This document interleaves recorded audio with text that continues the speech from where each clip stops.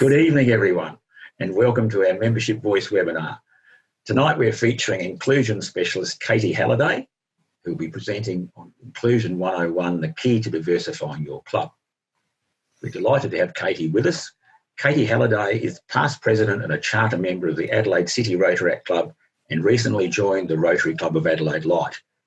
She has also served as a team leader, coordinator and trainer for Rotary Youth Leadership Awards, it's RYLA, and the Rotary Youth Program of Enrichment, better known as RYPEN in some corners. Professionally, Katey works as a project officer and training facilitator in the Diversity and Inclusion branch of the South Australia Police.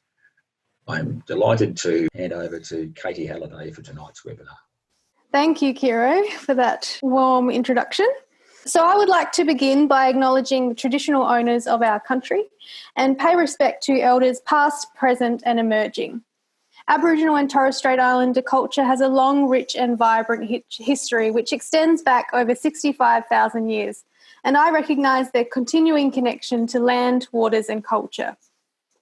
I'm personally speaking to you from Kaurna land, which covers the Adelaide Plains region in South Australia, and I've learnt that Nina Mani means hello, how are you in Kaurna language. So Nina Mani to everyone out there tuning in this evening. I'll start off tonight by giving you a brief introduction to how I personally got involved in Rotary and how that led to my career working in diversity and inclusion, before talking to you about some ideas for how we can better embed diversity and inclusion within our Rotary clubs. I'll then finish off with a bit of a case study about my recent transition from Rotaract to Rotary. I'll then be more than happy to answer any questions that anyone might have. My journey in Rotary started in 2011 when I was given the opportunity to attend RYLA, a Rotary program which I'm sure many of you are well aware of. Honestly, I went to RYLA for completely selfish reasons. I was studying a law degree and learning rapidly that the very expensive piece of paper that I'd get at the end of it was not going to guarantee me a job. So I looked at the opportunity to add leadership experience onto my CV as a resume filler that might help me get a job when uni was over. Little did I know that the experience from RYLA would actually lead to many other opportunities that would not only completely fill my resume, but has actually changed my career path entirely. After RYLA, I worked closely with two friends that I met on the program, Bernie Barrett and Catherine McLeod, to start the Adelaide City Rotaract Club. We came up with a vision to start a club for students and young professionals who wanted to develop their personal and professional skills by engaging with community service projects. So with the support of Adelaide Light Rotary Club as our sponsor club, we established the club in December 2012 with 21 members. Most recently for me, I've now gone on to join Adelaide Light Rotary Club after collaborating with them to make their club more accessible to a broader demographic, but more on that a little bit later. It was because of my experiences with Rotary that I started to gain a broader perspective on the world that led to my interest in my current role, working with the South Australia Police as a diversity and inclusion project officer. SAPOL aims to be an employer of choice and recognises that embracing diversity and inclusion is the way to achieve this. As such, our strategies and initiatives are aimed at ensuring all people feel safe, respected and supported to reach their potential. I'll talk a little bit now about what diversity and inclusion is all about. Diversity is about all the ways in which we differ, from our cultural backgrounds, our age, to our gender, our abilities, and even our personalities. There are many benefits to having a diverse organisation, the least of which is increased productivity, which is demonstrated in this graph, where you can see that diverse teams outperform homogeneous teams considerably in terms of productivity. The key, however, to this graph, I think, is the part which says well managed, which I equate to meaning inclusively. I think that in some ways Rotary is diverse when you consider the fact that we're an international organisation with a huge emphasis on youth programs and projects which support women. However, this diversity is not translating as much as we would like into a diverse membership base. And I feel that this is, at least in some part, because we could do better at being more inclusive. Inclusion occurs when a diversity of people feel valued and respected, have access to opportunities and resources, and can contribute their perspectives and talents to improve their organisation. Without both diversity and inclusion within an organisation, the benefits that could be gained from the different perspectives that diversity brings will be lost. People don't tend to stick around when they don't feel valued and respected. They'll simply leave. Diversity and inclusion expert Verna Myers puts it this way: diversity is being invited to the party, inclusion is being asked to dance. It's only by embracing both diversity and inclusion within an organisation that we will see the benefits, which include things like increased productivity and innovation, better engagement and well-being of all members, and a more positive reputation among a broader demographic of the community.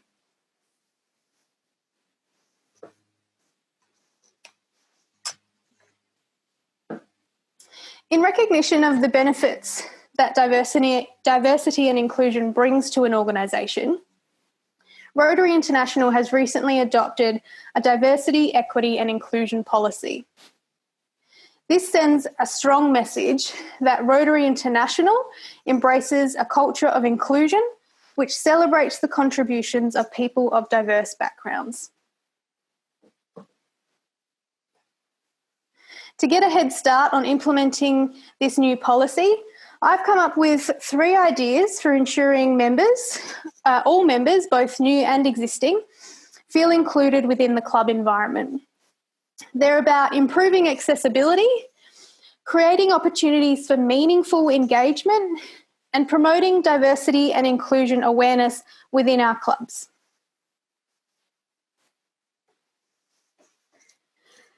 So the first one is about improving accessibility. So first of all, consider whether your meeting venue is in a convenient location. Does every meeting have to be in the same venue or even at the same time?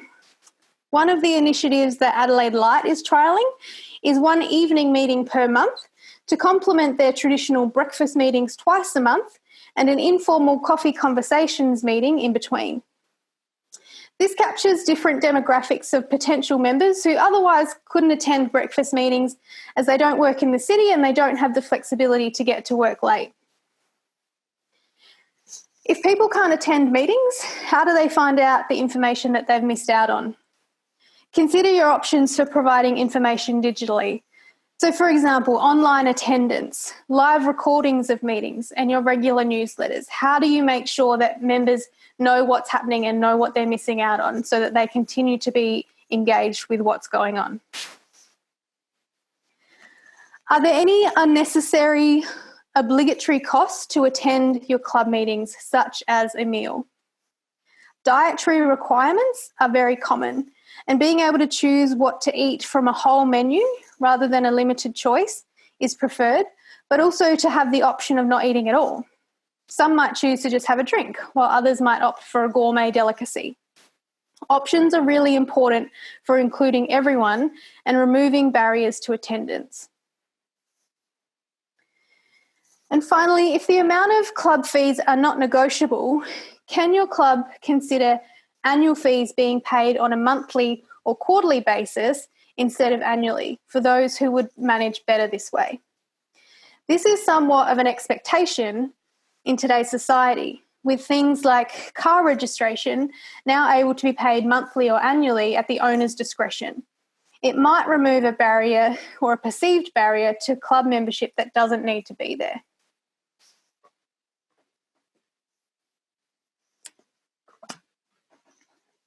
So the next one is about ensuring all members and potential new members have something to do that is meaningful to them. So this requires club leaders in particular to gain an understanding of what each individual member is there for, and to have some consideration as to how this person can contribute to an activity that would fulfill their purpose for being there. It's sometimes easier to do certain activities ourselves if we've been doing them for a long time, but handing over the task to someone new is a great way to include them, even if it requires more effort in explaining to them what to do rather than just doing it yourself.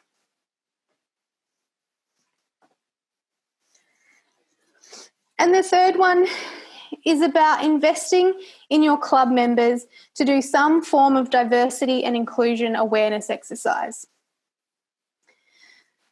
Through various district consultations about membership and many anecdotal conversations with my Rotaract peers, there's been some consistent feedback that some people are hesitant to join Rotary because some of the comments and behaviours that they've been exposed to.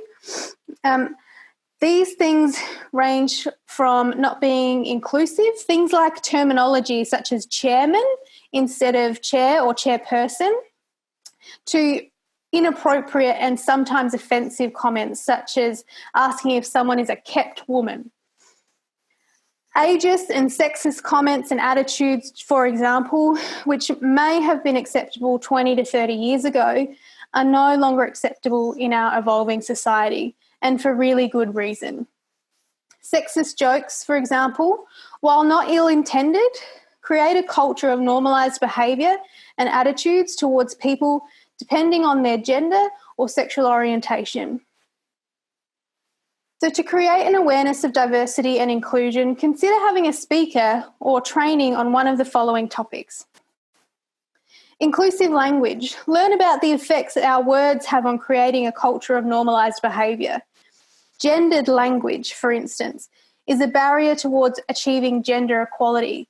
And to achieve the goal of having 30% women in Rotary and in Rotary leadership positions by June 2023, we need to take positive action in this arena.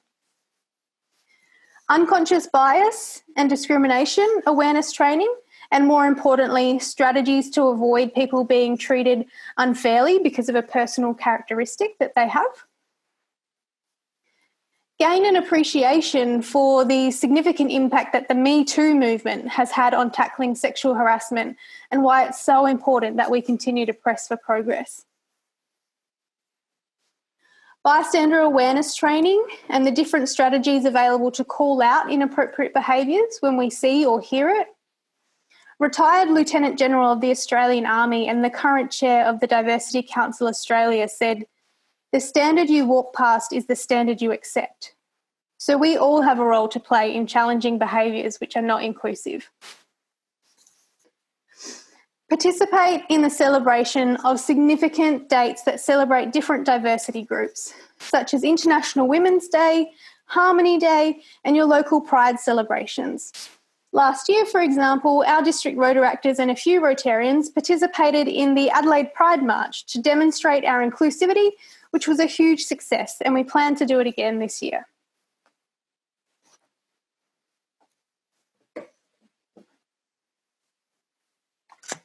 So now on to my case study about my recent transition to Rotary.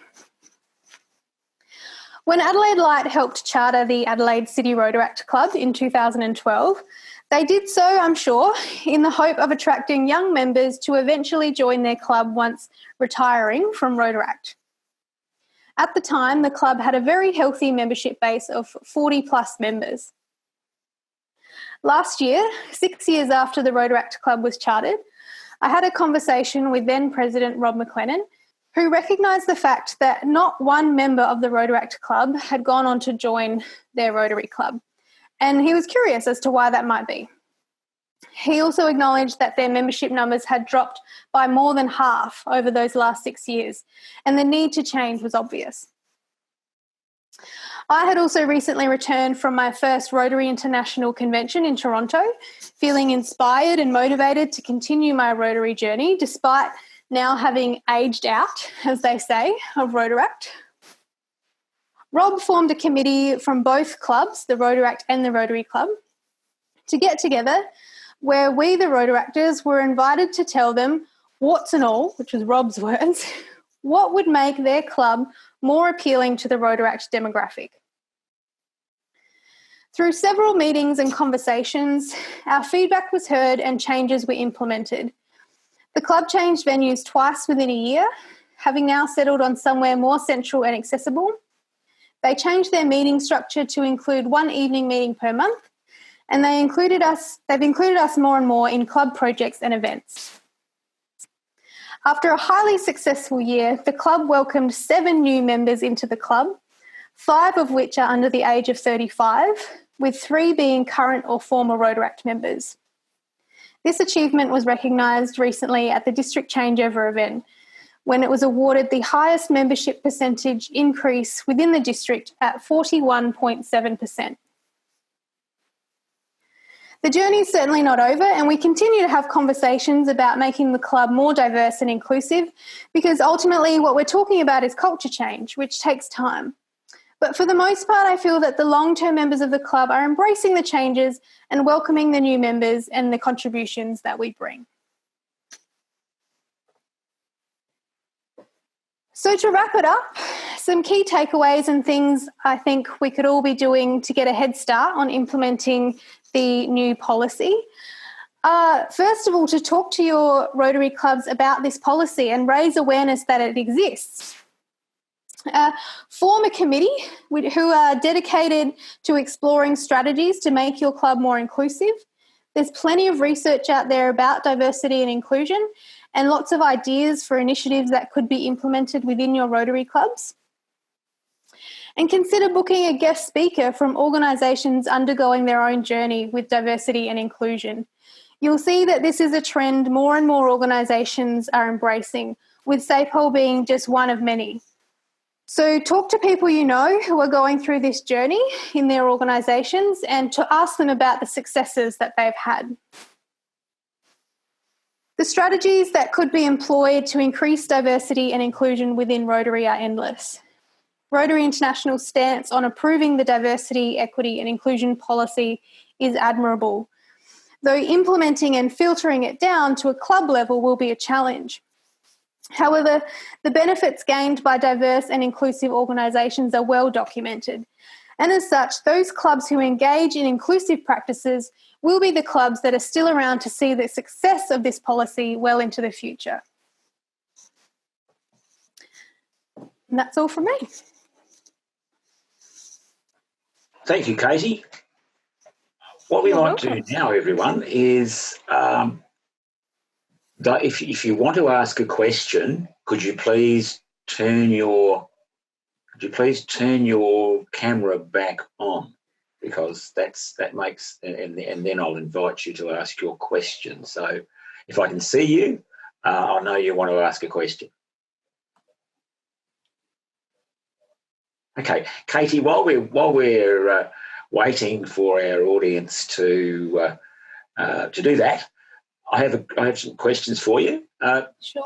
Do we need to actively include everyone in Rotary? And what I mean by that is, we know that we have a gender imbalance, roughly 4 to 1 men and women.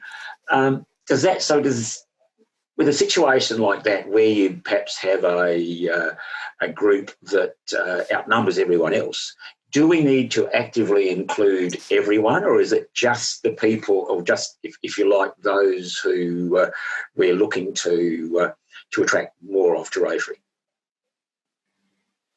Do you mean in terms of recruiting, or in a more general sense? I'm really thinking in terms of our policy, or our inclusive policies are based on making people feel welcome. Yeah. So I suppose the question there is, do we need to to seek to actively include everyone in Rotary? I think so. I think if you're trying to create a diverse and inclusive culture, then you can't segregate who you're going to include and who you're going to exclude. If you've got people who are actively trying to exclude people, though, then it's about creating education and awareness about the benefits of diversity and inclusion, so that for whatever reason they're seeking to exclude people, that can be overcome. Mm-hmm. Does that kind of answer your question? It does. It does, because it's there seems to be a bit of an assumption that that inclusion, that being inclusive means trying to be more welcoming to people you want. It becomes more of an attraction issue rather than a matter of running a balanced organisation. Mm-hmm. Yeah, no, I think the benefits of inclusion should benefit everyone, which is why I talk about that these benefits are not just about potential new members, but for everyone, including existing members as well. Mm. Thanks, Katey. As you've worked on the process, what are some of the hidden traps in the process of making an organisation more inclusive? I guess some of the biggest challenges are overcoming some of the misunderstandings or the misinformation that people might have, and particularly, if I think about my work environment, I work in a space where everyone that I work with is very inclusive. You would hope so in the diversity and inclusion branch. And sometimes when we hear different perspectives that challenge what we're trying to get across, it can take us back a little bit. But we have to acknowledge that those viewpoints exist and approach them from a place of compassion, I guess, and empathy, and try to understand where they're coming from, and try to help educate people about the issues that they're raising.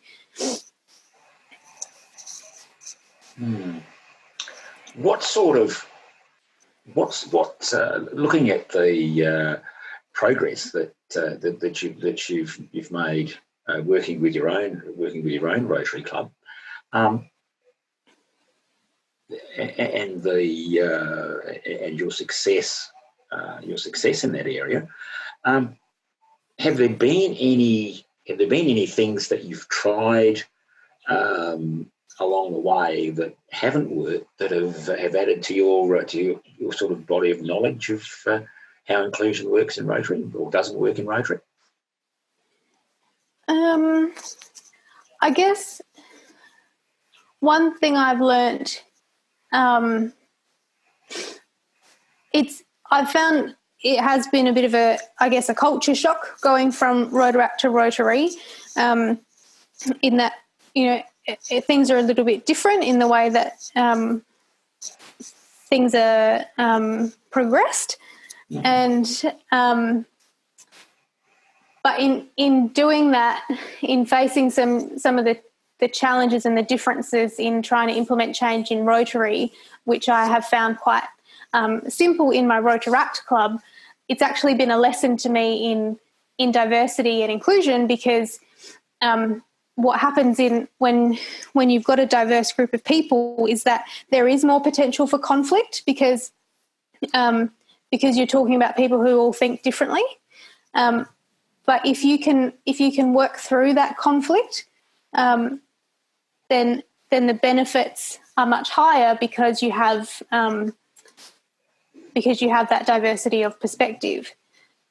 So it made me reflect and think, well, of course things were easier in my Rotaract Club because we were all so similar in terms of our age and our experiences. So, of course, things are going to be a little bit more challenging in Rotary because the group that I'm working with is much more diverse.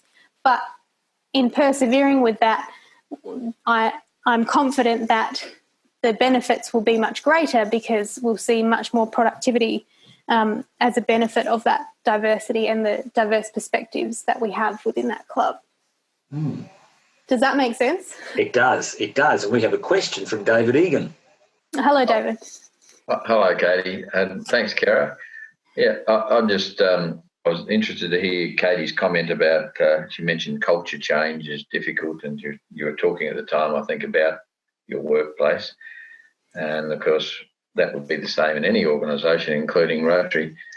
Can you tell us, in South Australian Police where you work, how culture change is occurring? Is it very, very slow? And how do you bring the people that are slow along with you as you seek the culture change? How's it going, and how do you go about it to make sure they come with you? Yeah, it's a big question, but it's not always easy. It's never easy to affect culture change, but I guess the way SAPOL is tackling it is by embedding it into our practices. So we have a diversity and inclusion strategy, and we are developing action plans around different diversity groups, and we are consulting with our staff and the community about different topics so that they help us identify the areas of priority to ensure that we are more inclusive of different diversity groups. So it's not just, the world according to me as the one writing these plans. It's collaborative in that we provide opportunities for collaboration. So people have an opportunity to have their say about what they want the culture of the organisation to be like, and we embed these into strategies and action plans so that there are measurable actions that the organisation has agreed to undertake. It's by no means a fast process, but even in the last 2.5 years since a massive review was done into some behaviours within the organisation, I've seen culture change taken place in that amount of time, and I can only imagine and hope what it will look like in another 5-10 years down the track, and it's because we're taking proactive measures in this space. So but if we weren't doing that, I don't know that we would have the same level of traction moving forward. So can you still hear me, Katey? Yep. Yeah, I was just extrapolating that thinking into Rotary and the challenges that we have, and the fact clubs are all different, and they, we give them the authority to do what they would like to do within bounds, of course. Yeah. How would you envisage we would, provide the supports along the same lines? Can you see something like that happening in Rotary, and what could be done in that regard, learning and development or something like that? What would you think? Yeah, I guess awareness is a huge part of it, because some of the things I'm talking about is it's a culture change things, and it's not that people have ill intentions towards anyone. It's just that things have changed, times have changed, and there are some things that are not acceptable now. And if you've got people who are working in organisations now who are being told this in their organisations that it's not acceptable, and then they rock up to a Rotary club and they're exposed to behaviours which they are very well aware are not acceptable, then of course they're not going to stay around. So I think it's about awareness raising, and so the best ways to do that, I guess, would be through training and whatever avenues Rotary has available to them to make sure that those messages are spread far and wide. Sounds like if you applied that same sort of thinking that you've done, where you offer an opportunity to collaborate with the business unit, work it out with that might be the way to go for a club, for instance, that wants to explore how they could enhance their diversity. Yeah, and not everyone will get on board with changes that are being implemented, but if the organisation is firm on what they're trying to achieve and the reasons for that, then they can, maintain boundaries and make sure that standards are met. Yeah. Thank you, Katey. Thank you.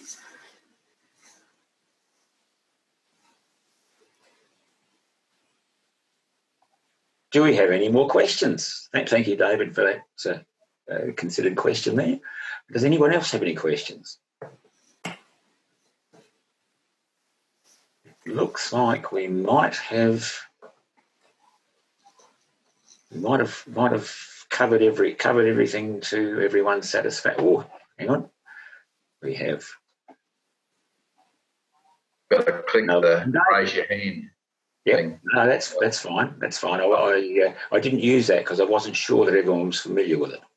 Yeah, that's what I found myself. So people are aware of that. There's a little hand that you can click that says raise your hand and you can ask your question. Yeah. So, David, you had a follow-up question? No, I didn't. I just thought I'd throw that in just in case people didn't know that they could raise the hand. That's why I went with the notion of turning the video on, sort of another way of providing a cue. But thank you for that, April. No. Right. So just a note there from Bobby. Thanks, Katey. That was interesting and very useful. So on that note, I think it's probably a good time to call it a close. On behalf of everyone here tonight, Katey, thank you for a well-researched and well-delivered presentation.